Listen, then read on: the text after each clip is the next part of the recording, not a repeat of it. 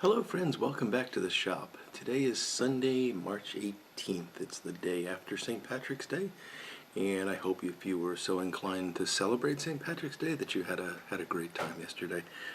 I had a interesting time yesterday. I'll tell you more about that. But before I get into that, I want to get my pipe started, and I want to talk a bit about the tobacco that I'm smoking today and give you my impressions of this, because it's actually a very interesting blend. You saw me smoking this last week. It's Billy Bud Blonde. It's the basically Latakia free version of Billy Bud from Cornell and Deal. And I'm going to be packing that into this wonderful Paul Winslow pipe. So that is what I will be smoking today. The tobacco is very nice, typical Cornell and Deal cut.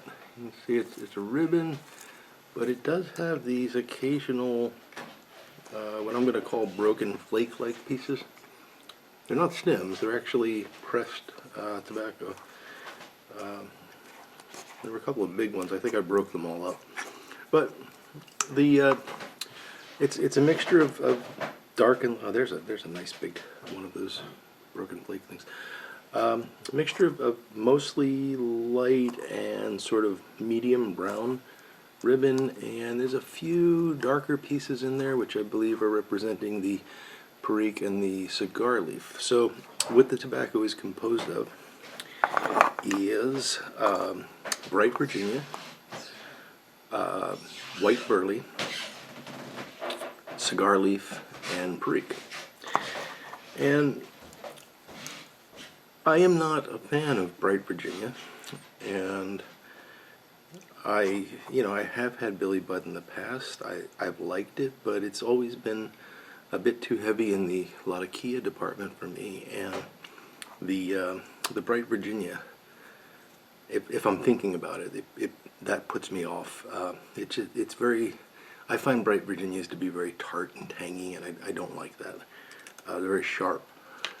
I prefer the matured dark Virginias, which tend to have that sort of deeper sweetness, that almost caramel-like sweetness, whereas the bright Virginias, to my palate, tend to be very much high notes. So, got the tobacco packed. Yeah, maybe we're packed a bit here. And we'll get this started up.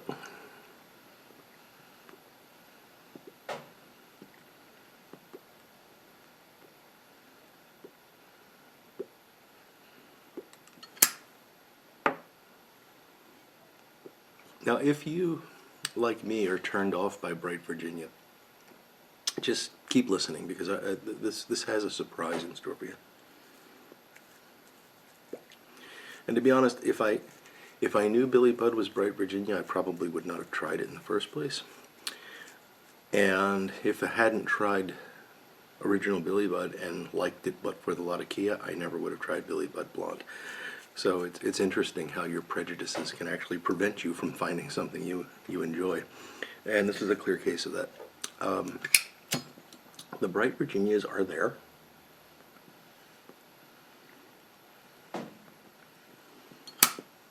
They are the initial main player in this. I mean, what you taste, the first taste you're going to get when you light this is sweet.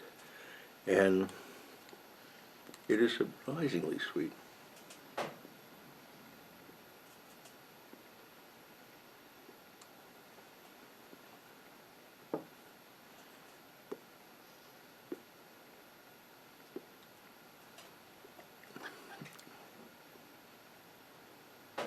And then the perique comes in, and it starts to taste like a very sweet Virginia perique blend, really.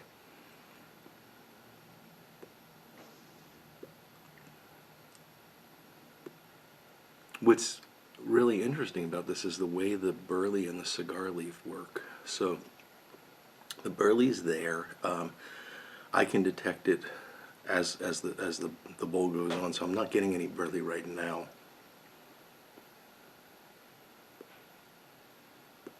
Maybe just a little tiny touch of nuttiness in the background.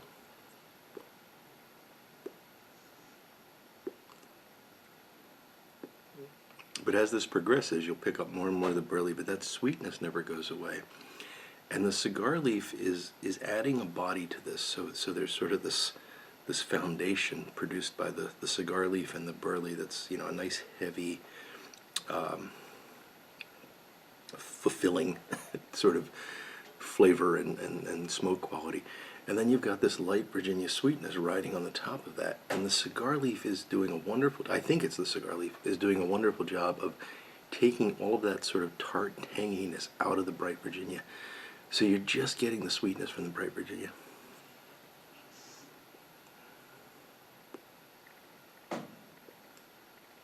And then the Perique comes in and adds a very mild, figgy spiciness, but it's hard to pull that out. There's not a lot of Perique in this.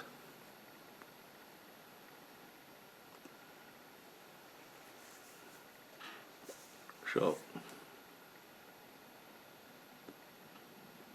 it's a really, really nicely made blend. It's got qualities that I wouldn't expect just based on the list of ingredients. The way this is put together produces something that really is quite unique.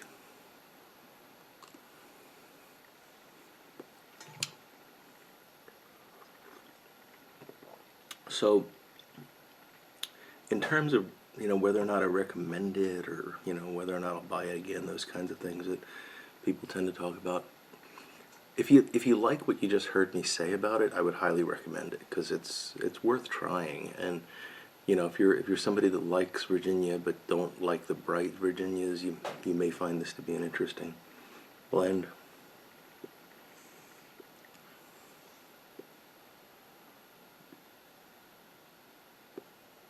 Me personally, I would like more burley. I'm a burley guy. That's what I want, and this is just a little bit too on the light side for me. By light, I mean there's not enough of that deep earthiness that I get out of the Cornell and Deal burley heavy blends. So I'm smoking this, and every bowl I've had, and I've had quite a few. I mean, I've smoked at least 1 or 2 bowls a day since last weekend. Every bowl I've had the same thought. This is nice, but I wish it was Old Joe Krantz, or I wish it was Haunted Bookshop. Just something with a little bit more of a punch to it. And again, I'm not talking about nicotine. I'm talking about the weight of the flavor profile.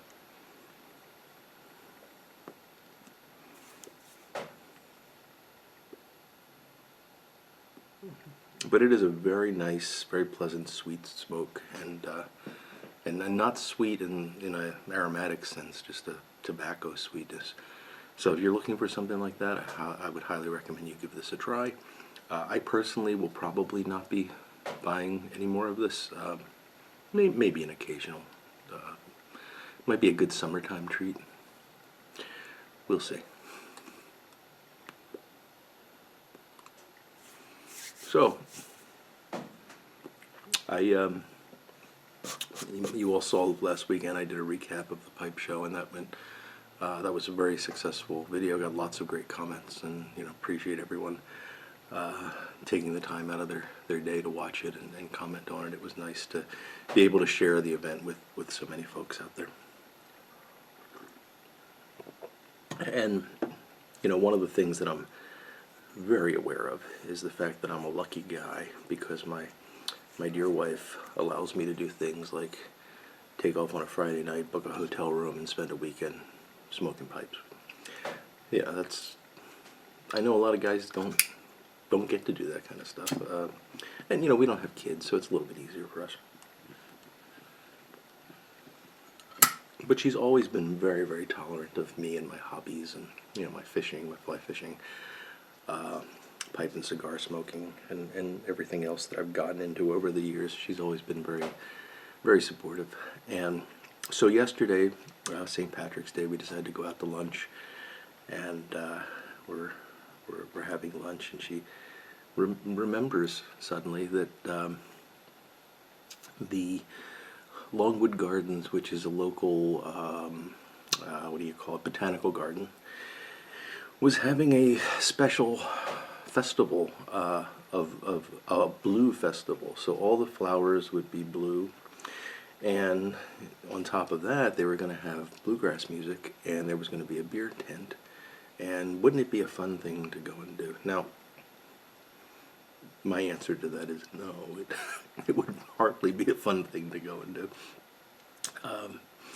But, you know, last weekend she let me do whatever I wanted to do, and I got to be supportive, and I love my wife, and I want to return. So yes, of course we'll go. And I'm thinking, well, at least there'll be bluegrass music and beer. So, you know, how bad can it be? There was no bluegrass music or beer. The front piece of this video will be a picture from the inside of the conservatory where they have where they had this blue flower display. It was beautiful, you know, stunning to see that many blue flowers in one place. Although you'll note some of them aren't blue, some of them are violet, and I complained about that. But I walk into something like that and I look around, I go, wow, that's really neat, and I'm done. I mean, honestly, this entire place I could have been through in 10 minutes and been perfectly satisfied that I had seen everything.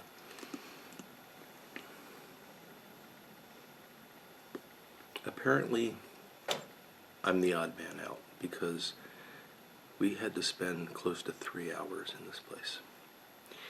And there were, you know, the picture that I've got is a very wide open space, but most of the spaces were not like that. Most of them were sort of narrow passages that you could kind of get two people passing in opposite directions in. And there would be displays of flowers on either side.